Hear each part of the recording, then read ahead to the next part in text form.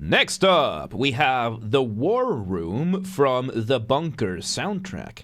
Once again, everybody, this is a Basterd's LFA, a Layman-Friendly analysis. I'm a professionally trained musician and composer, and my objective here is to explain things in a way so that you don't have to be one to understand what is happening here, musically. So, if you like the sound of that, make sure you're following the channel, subscribe to the channel, whatever channel you use, like the video, share the video, comment, turn on notifications, become a member. Once again, everybody, don't forget to join the Discord server, subscribe to the gaming channel, thank God for 600 subscribers there, by the way. How to request songs if you're not on the live stream, members getting early access to the content, I have a spiel for this and a bunch of other things at the end of this video, so stick around for that. Disclaimers showing on your screen right now, so go ahead and pause the video to read them in full. Otherwise, please be patient with me. I am acoustic and guitarded, so please keep that in mind.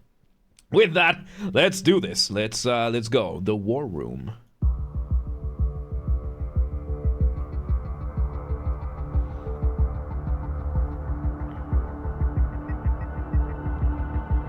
Okay, so we're doing a lot of ambience over here, but we do have a couple of elements going on already.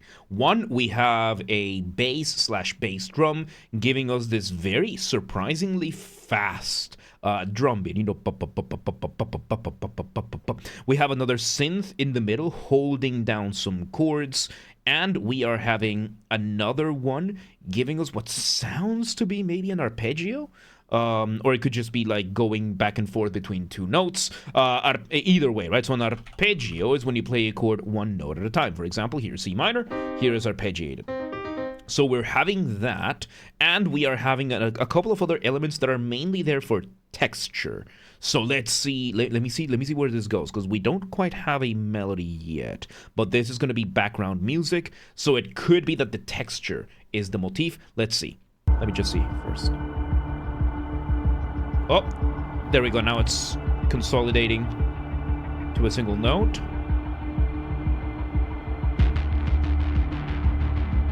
There's the bass. Oh, it didn't pop again. Again. Okay, so I'm gonna say in this case, we are having a very, very rare case where the motif is not really on the melody, or although we just had a piano. Hang on.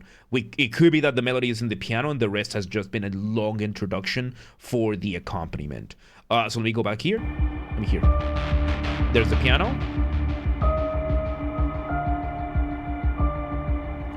Oh my god. Okay, so the motif, we have this one synth in the middle that is slowly going up and then back down. That right there is the motif. Motif being the smallest version of your musical idea, the essence from which everything else comes from. Because this synth, I discarded it at first as just texture, but no, it consolidated into a note, and it's just being held as a pedal. It went up, then back down, and now the piano is imitating that with the full scale. So, what we had there was a pedal note/tone, right? Same thing, right? And it just means you are holding down a note. And that's it. You're just holding down a note, usually something that you would hear more on the bass, but it also works if, in this case, a little bit higher up. And yeah, basically the motif that we're getting is just a melody that goes up and then back down like this. And now we are having the piano that is just playing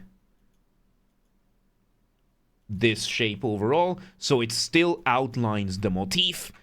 Very clever. The piano, of course, playing at what are called is in minor, and absolutely not here a C minor chord. One of these days we might. So we are playing in what are called parallel octaves, right? So an octave is an interval. Interval is the distance between notes, and an octave is the same note repeated up or down in the range. So if we have, let's say, for example, if you've played Dark Souls, it's here. It's what? It's higher up still. So we have that over there. That is parallel octaves. We are having C, E, then E again, D, D again, then A again, and we're doing this in parallel octaves. That is parallel octaves. We're doing something like that. And Ben Kitty, thank you for the follow. Welcome to the Mosh Pit. Welcome today. How you doing? All right, let's see. No, let's see where this goes.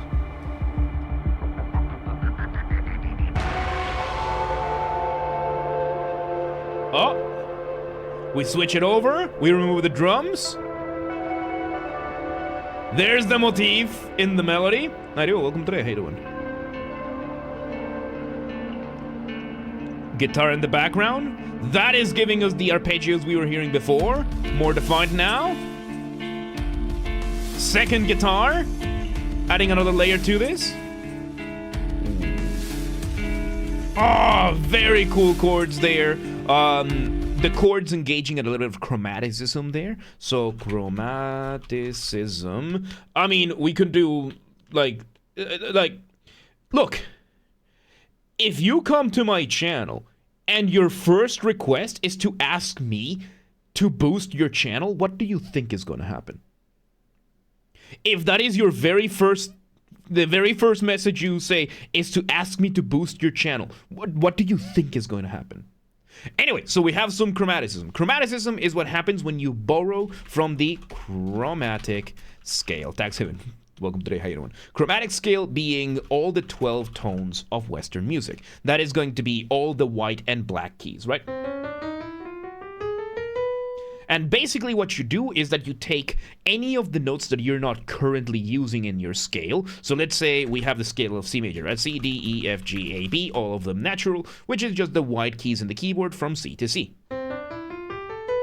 That means we have 5 remaining notes that we can use. And if we borrow those notes, we will engage one way or another in chromaticism. How do you do this? You can end up adding stuff to make it sound more spooky. So if we were to... we can have this kind of stuff. We can add some dissonance with this, you know. This kind of stuff. You can make... this kind of stuff. There are many, many uses for chromaticism, and we're using it right now to move between notes to make them making them done. So let's see where this goes. We're slowly reintroducing the drums.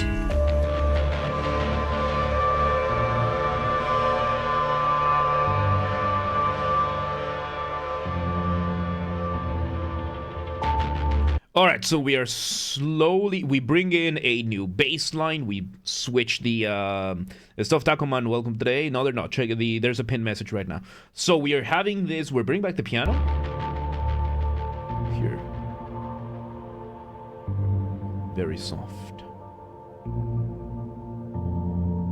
That's like a very distant guitar. We bring back the piano. No, synth. New melody. Fairly new melody.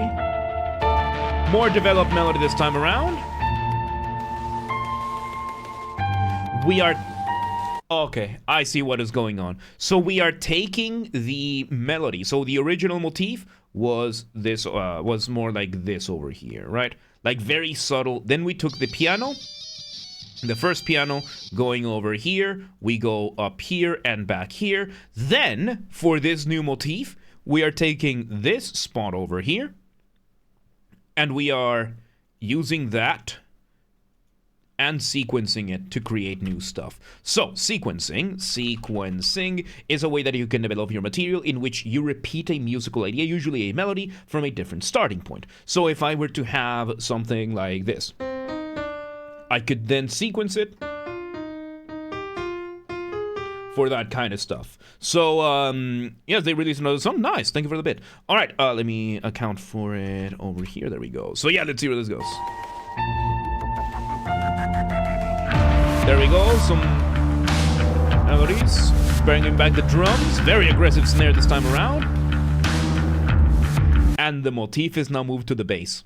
You can hear the bass. Bum, bum, bum, bum, bum, bum, bum, bum, bum. Very nice and subtle, similar to what we had in the initial motif. Let's see where this goes.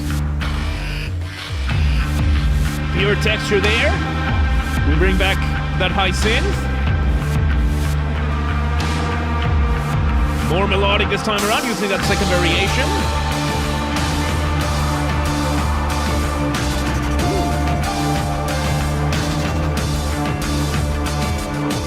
and we reach the climax, we are basically bringing back everything we've done so far. Everything is back. Really cool. Let's see where this goes. For the music, I feel like an action sequence. Nice. Yeah, it's just everything from back. Removing some of the layers. Now there's one guitar front and center with the arpeggios. Slowly removing layers one by one. Until it's just the guitars.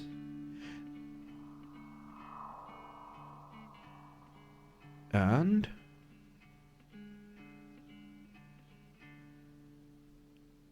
one last run. Some of the static still remains. One more echo. And there you have it. So we end the track. We end the track with a diminuendo or decrescendo. Decrescendo. Not descrescendo. Decrescendo. So, a decrescendo or a diminuendo is when you're slowly making things go quiet, usually in the dynamics and not the volume. So in this case, with the guitar in one ear, the last one was panned to the right ear. So basically, unlike turning down the volume, where basically it still sounds like the instrument is being hit just as hard, we are now engaging with dynamics. Dynamics means that it's dynamics is how hard or how soft you play the instrument. Because it's one thing for me to turn down the volume of the piano and you can still hear the sound of the piano. Can I turn it if I turn? Okay, it's not working here. Okay, so if I were to start, like you can hear that over there, that the piano is fading, is being turned down in the volume, and it's something different if I go.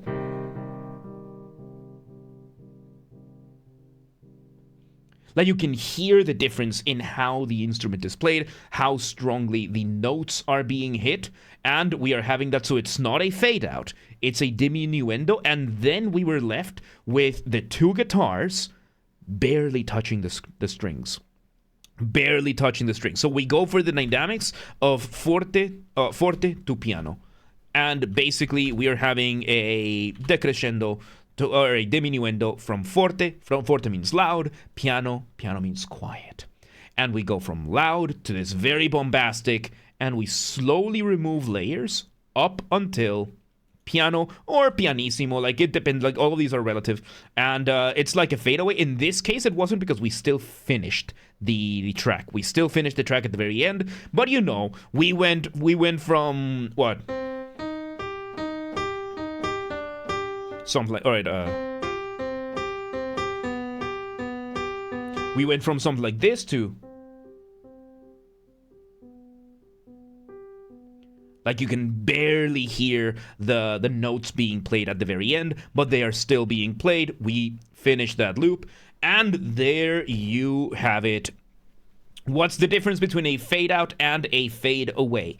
A fade out is when you start turning down the volume of the music when you can clearly hear that the music is not over.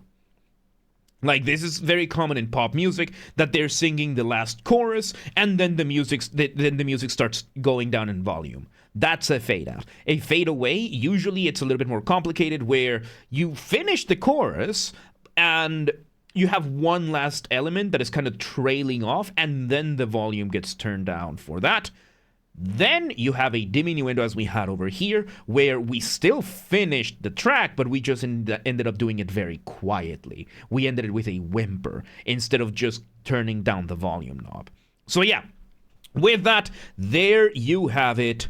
That was the War Room from the Bunker soundtrack.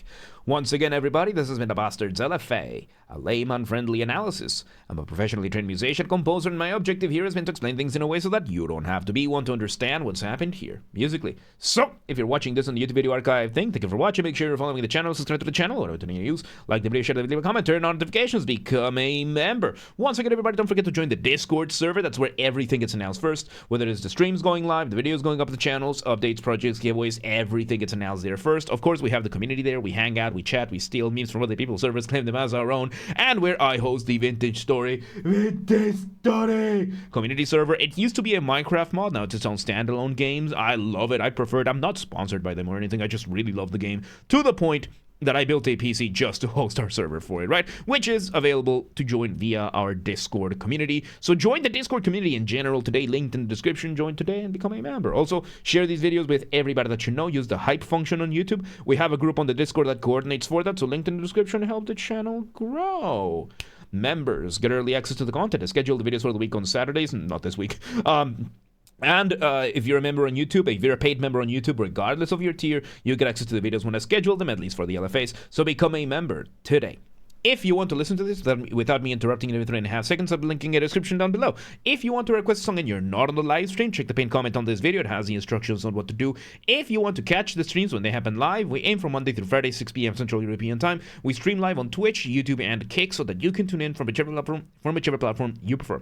Again, 6 p.m. Central Europe. If you're not in Europe, do not worry. We have the full up-to-date streaming schedule showing in your local time zone in both Discord and Twitch. So, if you live in Mejillones and you're like, yeah, but what time is 6 p.m. in Hungary? I don't live there. Do not worry. Just go to Discord or Twitch and it's going to show in your local time zone. And subscribe to the gaming channel. I have a gaming channel because, of course, I have a gaming channel. I'm on YouTube. What else could I possibly have? Games are Bastard. That's where I put the gaming after show recordings when they happen. We play games on the second half of the stream. And then the VODs end up over here. Lately, we've been playing through Nimbus Company. I'm doing the best, worst voice acting you've never heard. It's so much fun. But yeah, every game that we play on stream eventually ends up over here. So linked in the description. Subscribe to the channel. Thank you again for 600 subscribers. I really do appreciate it. Or search on YouTube. Same username as James R. Basterd. Just up the J for a G. And you got it. And yeah, there you have it. The War Room, the Bunker. Really good stuff, man. That was some good ambience. Good stuff. But yeah, let's move on.